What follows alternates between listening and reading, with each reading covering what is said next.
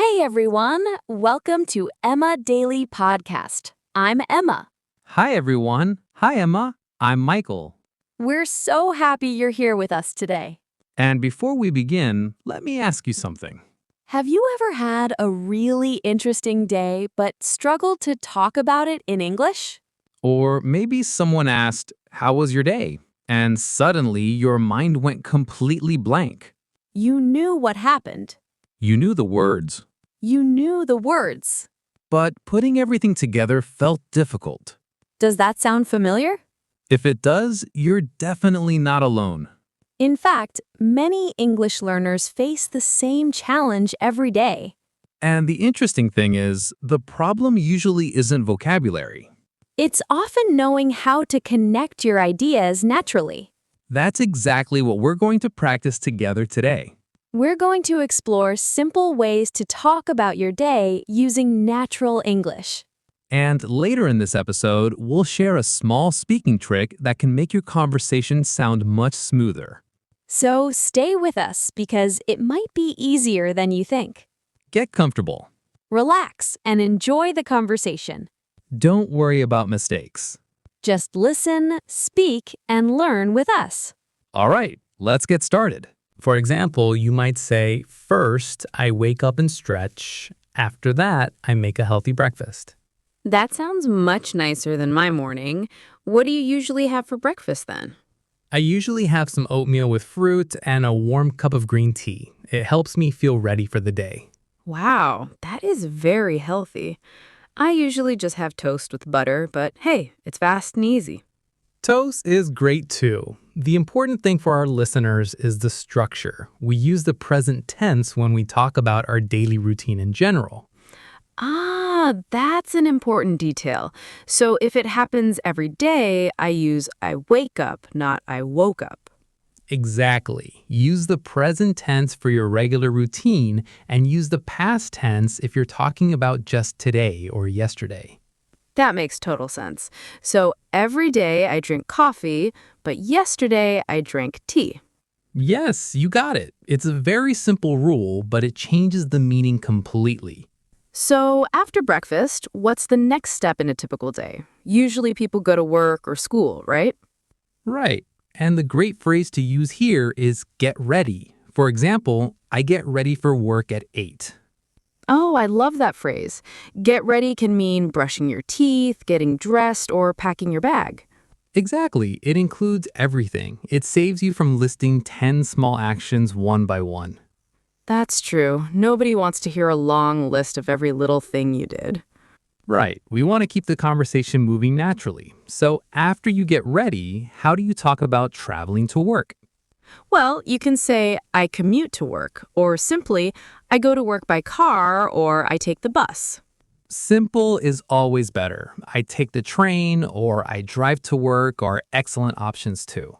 For sure. Personally, I drive to work, and the traffic is usually a bit heavy in the morning.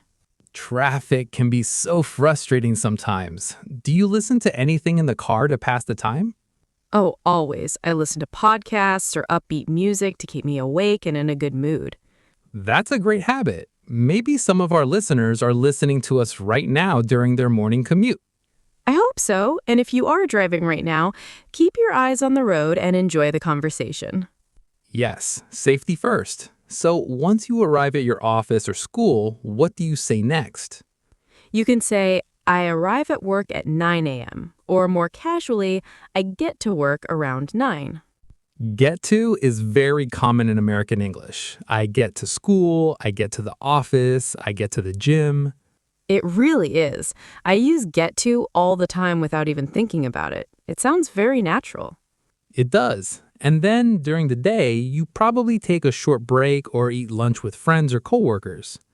Oh, lunch is definitely one of my favorite parts of the day. I usually have lunch around noon. I had a feeling you were going to say that. Who do you usually eat lunch with? I usually eat with my coworkers at a small cafe near the office. We chat, relax, and take a break from work.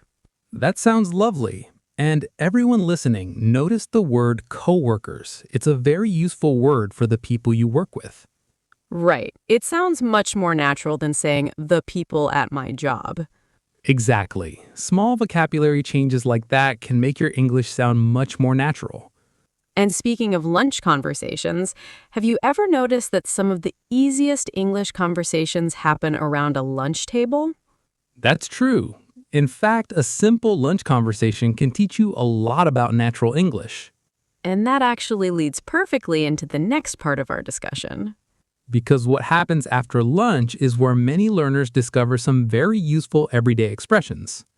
And one of those expressions is probably something you've heard many times before without realizing how often native speakers use it. Definitely. And what about the afternoon? How do you describe the hours after lunch? Well, the afternoon is usually when I focus on my bigger projects. I might say, in the afternoon, I finish my tasks. That's good. You can also talk about meetings. For example, I have a meeting with my manager at 2 p.m. Meetings can sometimes be long and a little boring, but they're a big part of the day for many people. They really are. But then the best moment finally arrives. The end of the workday. Yes, the moment almost everyone looks forward to. So, Michael, how do we say that we're leaving work? You can say, I finish work at 5. Or you can use a very natural phrasal verb like wrap up. Wrap up? Like wrapping a present? Exactly. English can be funny sometimes. But yes, to wrap up means to finish or complete something. Oh, I see. So I can say, I wrap up my work around 5 p.m. and then I head home. Perfect. And head home is another fantastic phrase. It simply means to go home. I use head home all the time. It sounds warmer and more natural than just saying, I go to my house. It really does. It feels like you're finally ready to relax after a long day. Speaking of a long day, this feels like a good moment to talk to everyone listening. Absolutely. And if you're enjoying today's conversation and learning useful English naturally, don't forget to support the podcast. Yes, if you're finding these conversations helpful, please take a moment to like this video and subscribe to Emma Daily Podcast. And if you know someone who's learning English, share this episode with them too. We always love reading your comments. So, tell us something interesting today. What time do you usually wake up in the morning? And be honest. Yes, be honest. No judgment here. Even if your alarm clock has to wake you up 3 different times. That sounds suspiciously specific, Emma. Maybe, maybe not. All right, let's get back to our evening routine. So after we head home, what do most people do next? For me, the first thing is changing into comfortable clothes. Oh, absolutely. I take off my shoes and put on my favorite comfortable clothes almost immediately. It's such a good feeling after a busy day. Then comes dinner. Some people love cooking, while others prefer ordering food. What about you, Emma? Do you usually cook dinner or order delivery? Honestly, I enjoy cooking when I have time. It helps me relax after a busy day. I usually make simple meals like pasta, chicken, or a healthy salad. That sounds delicious. I also prefer cooking at home. It feels healthier and more personal. So what do you usually do after dinner to relax before going to sleep? That's where another useful phrase comes in. Wind down. Oh, I love that phrase. Wind down means to relax your body and mind before bedtime. It's almost like slowly turning off a machine after it's been working all day. Exactly. I usually watch a little television, listen to a podcast, or read a few pages of a book. Same here. I like reading with a small cup of warm tea. It helps me sleep better. I try to read too, but sometimes I fall asleep on the couch before I finish a single page. Trust me, that happens to a lot of people. Especially after a long day at work. Very true. And finally, the last step of the day is going to bed. You can simply say, I go to sleep at 10 p.m. Or you can use a fun American expression, I hit the sack. Every time I hear that phrase, it sounds funny. It does, but native speakers use it all the time. So if I'm really tired, I can say, I'm exhausted. I'm going to hit the sack. Exactly, and it sounds very natural. So now we've created a complete picture of a typical day, from morning all the way to bedtime. We have, but here's something interesting. What's that? What happens when someone asks you, how was your day? Ah, that's a great question. Because most people don't tell the entire story from morning to night. Right. Usually they start with a short answer first. For example, if your day was good, you might say, it was great. or it was pretty good, or I had a productive day. And what's interesting is that the next question people ask can completely change the direction of the conversation. Exactly. Sometimes a simple answer turns into a long conversation. And sometimes one small phrase can help you sound much more natural and confident. In fact, there's one expression people use all the time when talking about their day. And once you learn it, you'll probably start hearing it everywhere. Want to know what it is? Let's talk about that next. Yes, productive is a wonderful word for English learners. It means you completed important tasks and used your time well. I love that word because it instantly makes your day sound more positive. What if the day wasn't so great, though? Good question. If it was difficult, you could say it was exhausting, it was stressful, or simply it was a long day. It was a long day is something people say all the time. Exactly. We don't mean that they actually had more hours. It just felt long because we were busy or tired. That's so true. Sometimes one difficult afternoon feels longer than an entire weekend. It really does. Time moves very slowly when you're doing something challenging. So, Michael, when someone asks you about your day, do you usually tell the whole story or just give a short answer? Honestly, it depends on who I'm talking to. If it's a close friend, I'll share more details. If it's someone I don't know very well, I'll probably keep it short. Same here. I don't think the cashier at the grocery store wants to hear my complete life story. Exactly. A simple, "it was good, thanks," is usually enough. So, context is important. Very important. And for English learners, talking about your daily routine is one of the best speaking exercises because you're talking about your real life. And when the topic is your real life, it's much easier to remember the vocabulary. Speaking of useful vocabulary, let's look at a few extra phrases people use all the time. Ooh, I love this part. Let's talk about weekends. Weekends are everyone's favorite topic. One very common phrase is sleep in. When I first learned that phrase, I thought it meant sleeping inside the house. That's a funny mistake. Actually, sleep in means waking up later than usual. Like waking up at 9 instead of 6. Exactly. I absolutely love sleeping in on Saturdays. I think most people do. What's another useful weekend phrase? One is stay up late.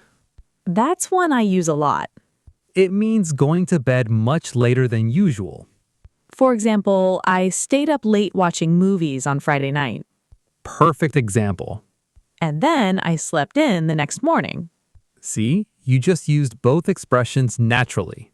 I feel like I'm learning along with everyone listening. That's the beauty of conversation-based learning. Any other useful phrases? Yes, hang out. I hear that one all the time. It simply means spending relaxed time with friends or family. Like, I hung out with my family at the park on Sunday. Perfect. And remember, the past tense is hung out. That's a great detail to remember. Small details like that help learners sound much more natural. And honestly, hearing these words in a conversation is much easier than memorizing a vocabulary list. That's exactly why we create these episodes. Because English isn't just grammar rules. It's real conversations, Real situations. real emotions. And real people connecting with each other. Looking back, we covered a lot today. We really did. We talked about daily routines, useful expressions, transition words, weekends, and natural conversation patterns. And hopefully, everyone listening feels a little more confident describing their day in English. Remember those simple transition words too. First, then, after that, and finally. Those small words make your English sound much more organized. And they make storytelling easier. Exactly.